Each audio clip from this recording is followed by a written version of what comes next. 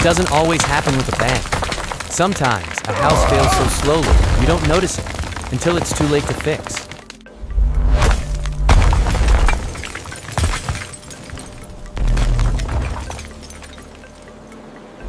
The most critical part of a house isn't the wood or the brick.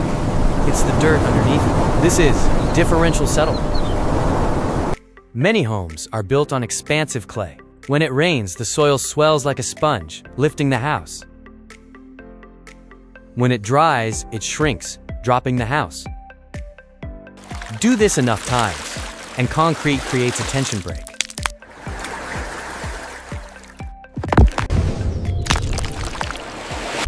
As we zoom in, you can see how the shifting clay causes the mortar joints to separate and crumble, compromising the entire wall structure. This is the smoking gun, the stair-step crack. If you see this on your brick exterior, one corner of your house is sinking faster than the rest.